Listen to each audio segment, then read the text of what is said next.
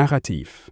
Les peuples aborigènes d'Australie ont laissé des milliers de gravures sur pierre, parfois âgées de plus de 30 000 ans.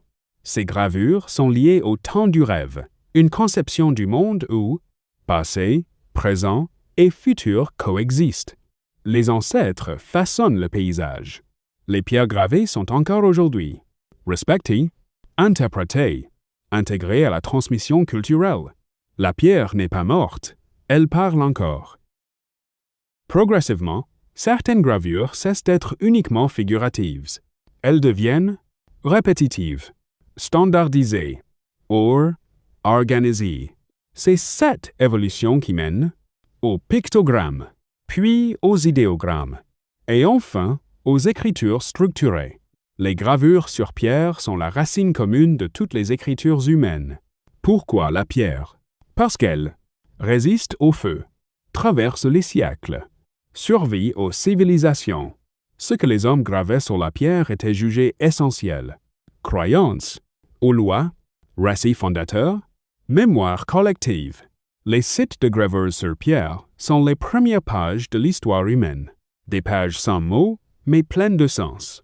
Avant l'encre, avant le papier, avant les alphabets, l'homme a écrit avec ses mains, ses outils et la roche. Et aujourd'hui encore, ces pierres gravées continuent de nous parler, à condition de savoir les écouter. La naissance des pictogrammes. Avec les premières grandes civilisations, Mésopotamie, Égypte, vallée de l'Indus, Chine, l'écriture change de nature. Les hommes ne gravent plus seulement pour représenter, mais pour signifier. Apparaissent alors les pictogrammes. Un dessin égale un objet ou une action. Un soleil pour le jour. Un homme pour l'humain.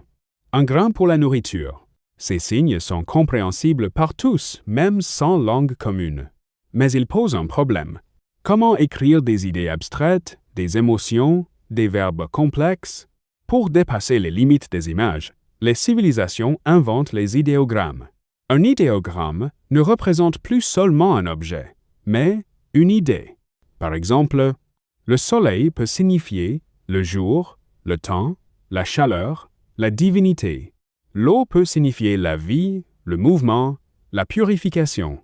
L'écriture devient plus riche, mais aussi plus complexe.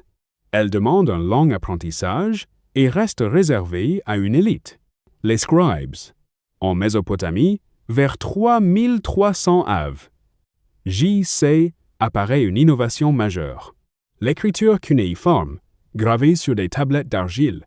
À l'aide d'un calame, le scribe imprime des signes en forme de clous. Cette écriture n'est pas née pour raconter des histoires, mais pour compter les récoltes, enregistrer les dettes, organiser le commerce, administrer les villes. C'est l'écriture de la gestion, du pouvoir, de l'État. Pour la première fois, l'écriture devient un outil politique et économique. En Égypte, l'écriture prend une autre dimension. Les hiéroglyphes sont à la fois pictographiques, idéographiques et parfois phonétiques. Ils servent à parler aux dieux, accompagner les morts, glorifier les pharaons. Gravés dans la pierre ou tracés sur papyrus, ils incarnent une écriture sacrée, liée à l'au-delà. Mais là encore, l'apprentissage est long, réservé à une minorité. Le véritable bouleversement survient lorsque l'homme comprend une idée révolutionnaire. Un signe peut représenter un son, et non une chose. C'est la naissance de l'écriture phonétique. Désormais, on n'écrit plus ce que l'on voit, on écrit ce que l'on prononce. Cette simplification change tout. Moins de signes à mémoriser. Écriture plus rapide. Diffusion plus large. Vers le deuxième millénaire av, J.C., dans la région du Proche-Orient, apparaissent les premiers alphabets. Le principe est simple et génial. Chaque signe égale un son. Une trentaine de signes suffisent. Les Phéniciens développent un alphabet efficace, destiné au commerce et aux échanges maritimes. Les Grecs l'adaptent et y ajoutent les voyelles. Les Romains le transforment en alphabet latin. C'est cet alphabet que nous utilisons encore aujourd'hui. Pour la première fois dans l'histoire, l'écriture devient accessible. Elle sort des temples et des palais. Elle entre progressivement dans la vie quotidienne. Le passage des gravures sur pierre aux alphabets marque une révolution profonde. La pensée devient transportable. Le savoir se transmet à distance.